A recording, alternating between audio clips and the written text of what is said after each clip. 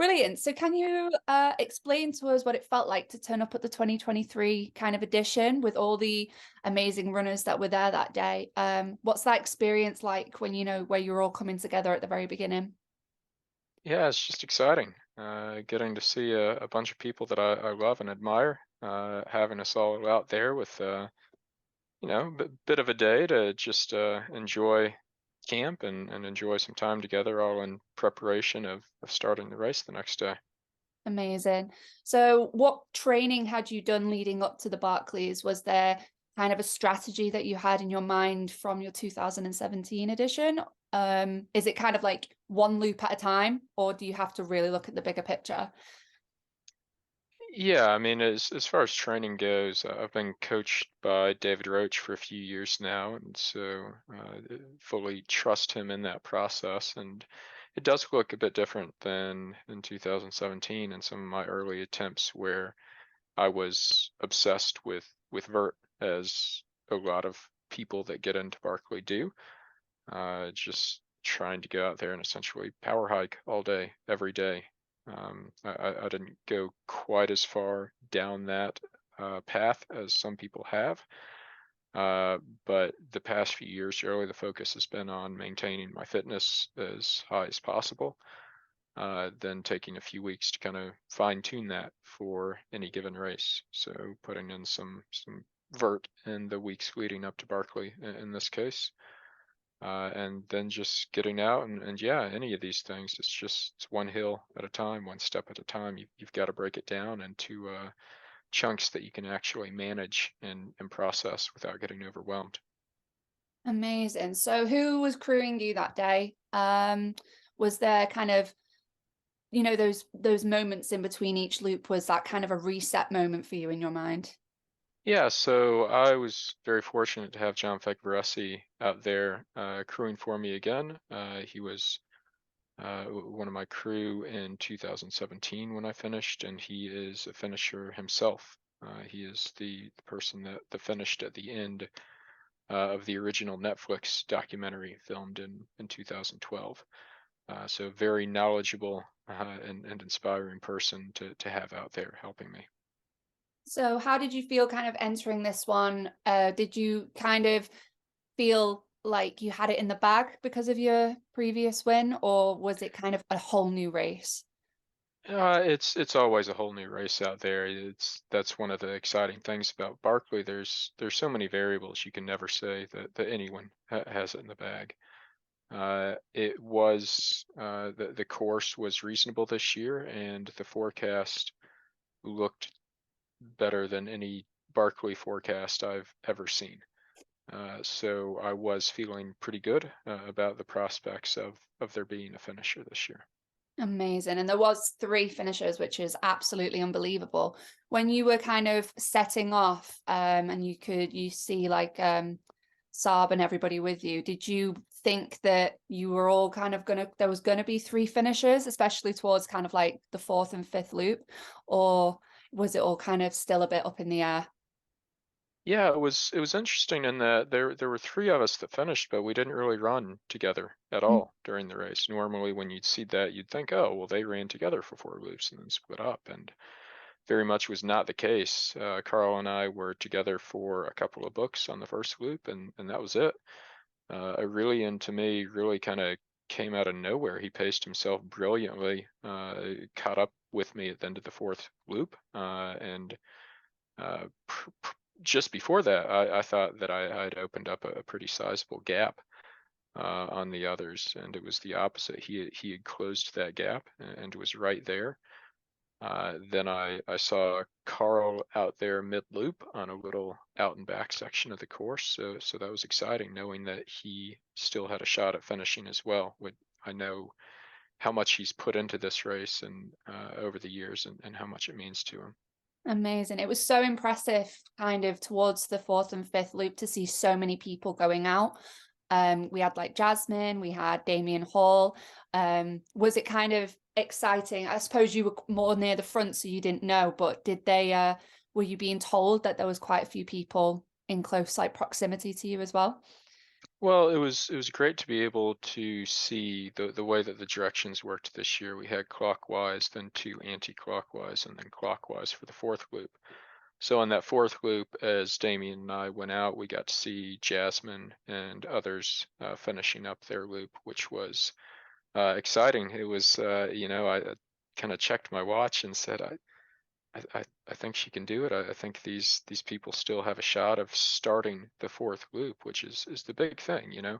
You've got an extra 4 hours, you've got 40 hours to finish a fun run, but only 36 hours to start a fourth loop. And so not many people have started a fourth loop, and Jasmine is actually only the second woman to ever do that. Amazing. So you and Damien Hall seem to stick together for a lot of it. Was that kind of good for morale? I know that you have quite a really good relationship with him.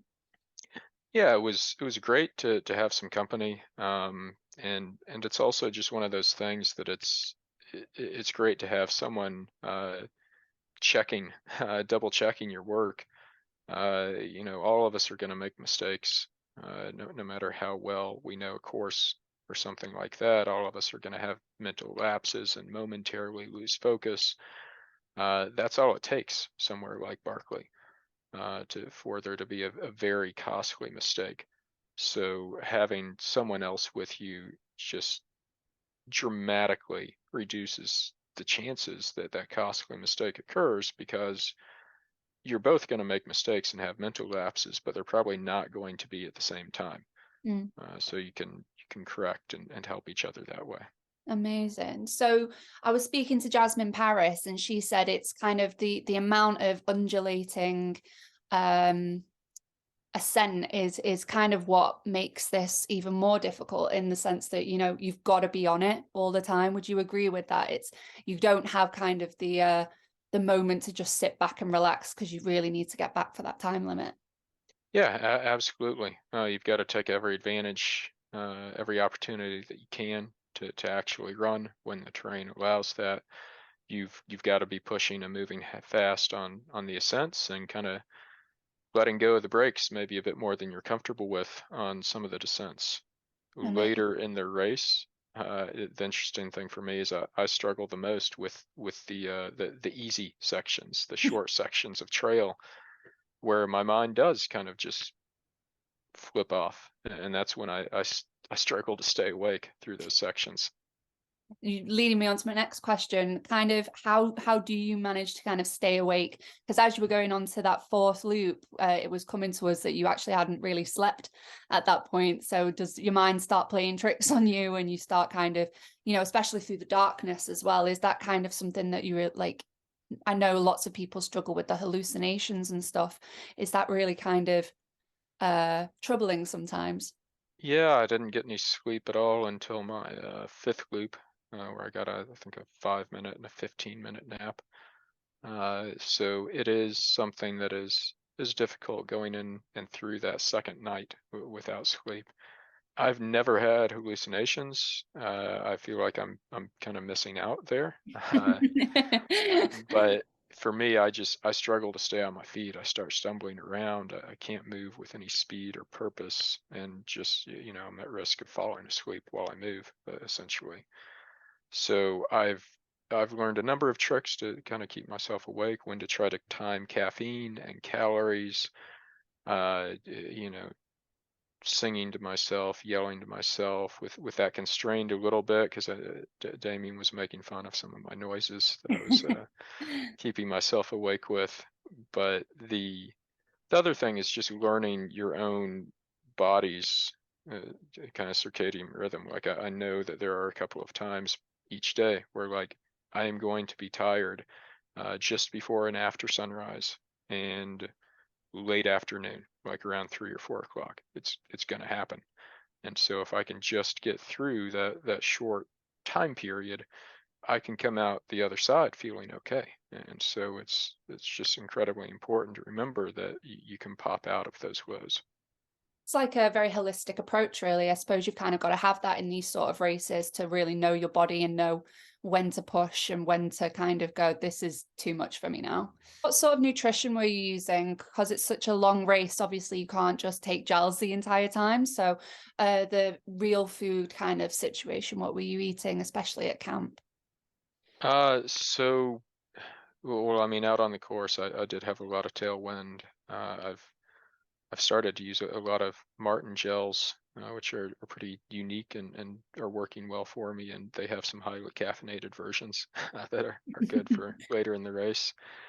Had some supernatural fuel kind of between and starting loops, and then just trying to get my hands on whatever was appealing between loops, really. A lot of tater tots, some pizza, things that would kind of fill me up and feel hearty, um, and offer something different than what I'm getting on the loop, but at the same time trying not to overdo it and bury myself, as that can kind of lead to a stoppage of that steady flow of calories that you need.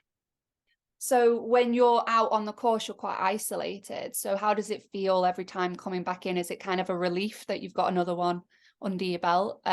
Is it, you've got all the cheers of people, I assume. Is that kind of like a really nice moment and you kind of are ready to go out on that next loop? Yeah, I mean, it's nice to have that checkpoint and that feedback, and the difficulty with it is it's almost asking you to quit later in the race, especially if conditions are really bad. That it's cold and rainy and you're wet, and you go inside a nice, dry, warm bathhouse.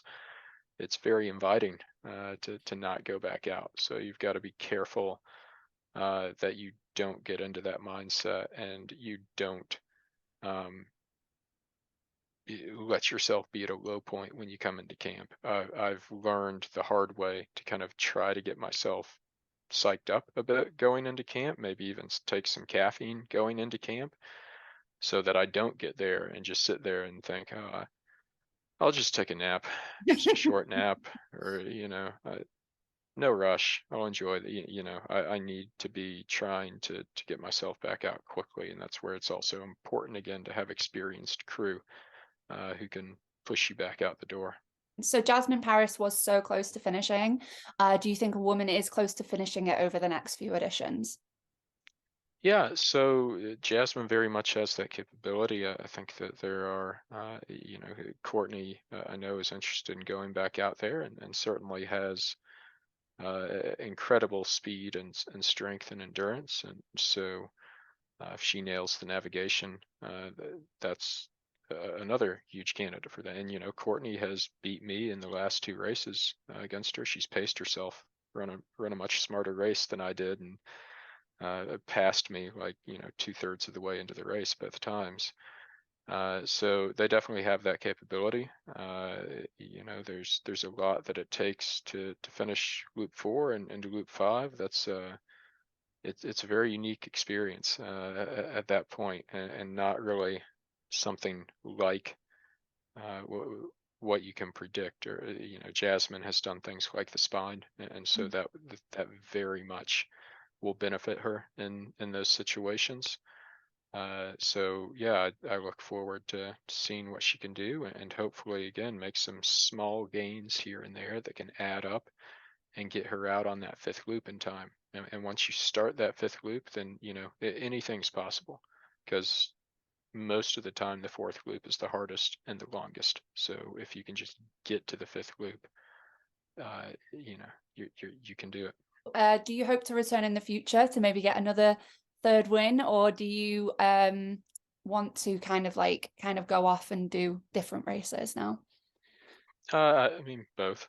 Unfortunately, you can't do everything. It's something, especially with me being back here close to home now, very much something I enjoy, and that I get a lot out of each year. And I very much relish the chance to kind of be I mean, not the tour guide, but I'm welcoming so many people to my home mountains, and getting to show them the area, which is just a great experience for me. And so I do imagine that I'll be back out there and out there to see what I can do and to enjoy the experience. And who knows? I loved that Brer Rabbit post that you did. A really sweet moment for you to know that you grew up around these mountains and now you're almost conquering them. Yeah, I mean it's a great figurative sentiment, but there's also a lot of literal truth to it as well. That a lot of people uh, come to those mountains, especially people that have been running out west in the Rockies or over in the Alps or something, and think, oh, it's Tennessee. Those mountains aren't big. It can't be that bad. And the terrain is rough. It's and they kind of get caught out by surprise in what they encounter. And I never had that problem. You know, I grew up crawling up those vertical banks through mountain laurel thickets and briar as a kid all over those mountains. So it's just what it is to me. Almost second nature. Yeah. Brilliant. So thank you very much for coming on with me today. I've really, really enjoyed talking to you. Yeah. Thanks so much.